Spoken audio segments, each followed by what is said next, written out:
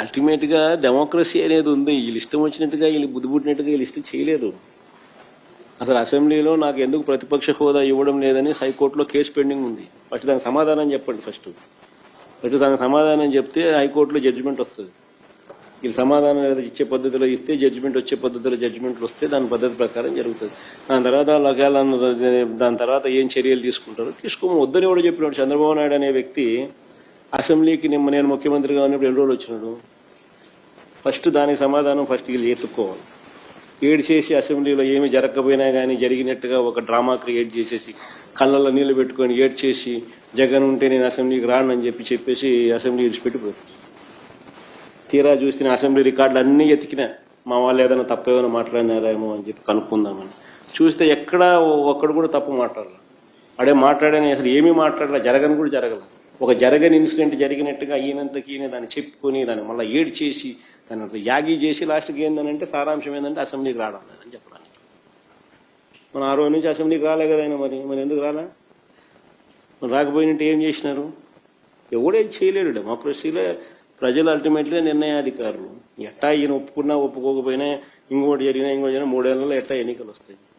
ఏం చేసినా కానీ 3 ఏళ్లే కదా. 3 ఏళ్లలో ప్రజలే మళ్ళా నిర్ణయాధికారం తీసుకుని ప్రజలే నిర్ణయిస్తారు ఎవరు నెక్స్ట్ మళ్ళా ప్రభుత్వం ఎవరు ఫామ్ చేయాలి.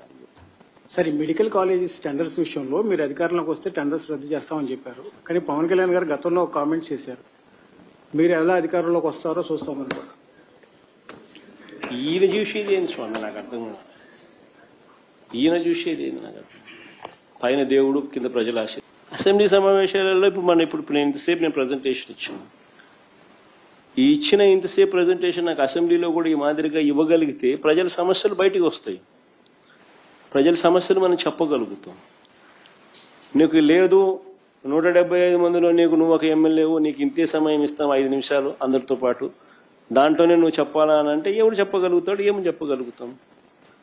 నేను ఇంతసేపు ప్రజెంటేషన్ ఇస్తే 3 టాపిక్ల మీద మీకు పూర్తి అవగాహన ఇచ్చిన. ఇంతసేపు మీరు నాకు అవకాశం ఇచ్చితే మరి లీడర్ ఆఫ్ ది అపోజిషన్ అనే వ్యక్తి మాట్లాడినప్పుడు సమగ్రంగా తాను మాట్లాడే అవకాశము, పరిస్థితులు అసెంబ్లీలో స్పీకర్ ఇవ్వాల్సిన ధర్మం స్పీకర్కు ఉంది. ఉన్నది ఒకే ఒక్క పార్టీ, ప్రతిపక్ష పార్టీ. కనీసం మల్టిపుల్ పార్టీస్ అన్న అపోజిషన్లో ఉన్నాయంటే అది లేదు. ఉన్నది ఒకే ఒక్క పార్టీ, ప్రతిపక్షం. ఆ పార్టీని కూడా నువ్వు ప్రతిపక్షం అనడంలా. ఆ పార్టీ నువ్వు ప్రతిపక్షం ఎందుకు అనడంలా? ప్రతిపక్షం నువ్వు అన్నావు అనుకో, ఎంతమంది ఎమ్మెల్యేలు ఉన్నా కూడా ఆ ప్రతిపక్షానికి ఒక నాయకుడు అనేవి ఉంటాడు. ఆటోమేటిక్గా ప్రతిపక్ష నాయకుడు అవుతాడు. ఆటోమేటిక్లీ ప్రతిపక్ష నాయకుడు అయినాడు అని అంటే ఆయనకు నువ్వు సభా అధ్యక్షునితో సమానంగా మైక్ ఇవ్వాల్సి వస్తుంది. అది ఇవ్వడం నీకు ఇష్టం లేదు కాబట్టి అసలు ప్రతిపక్షమే లేదంటున్నావు.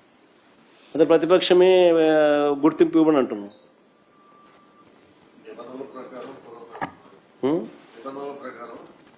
అదే చెప్పేది. అంటే బేసికలీ ప్రజల గొంతు వినపడకూడదు, ప్రజల సమస్యలు కనపడకూడదు, ఎవడో చెప్పకూడదు అనే ఉద్దేశంతో అసెంబ్లీ సమావేశాలు నడుపుతా ఉన్నప్పుడు కనీసం ఆ టైంలో మీ ద్వారా అన్న ప్రజలకు ఈ మాదిరిగా అన్ఇంటరప్టెడ్గా చెప్పగలిగితే, ఈ మాదిరిగా సమయం కేటాయింపుతో చెప్పగలిగితే కనీసం ప్రజలకు జరుగుతూ ఉన్న విషయాల మీద అవగాహన ఉంటుంది.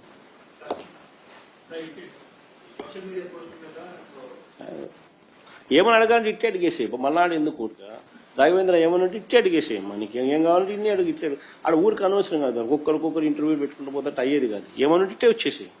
నీకు ఆడ ఎట్లా ఈ నుంచి వీడియో అడుగు, నువ్వే క్వశ్చన్ అడుగు, నువ్వు కూర్చొని అడుగు. రాఘవేంద్ర ఇట్లా నా పక్కకు ఇట్టే ఈయన పక్కకు నీకే సీట్ ఇస్తారా? నా ఈయన కూర్చో అడుగు, ఏం అడుగుతాము? నా అవినాష్ నువ్వు అడుగు, ఏం అడుగుతావు అడుగు, ఇంకేం కావాలని అడగా, అంతే కదా.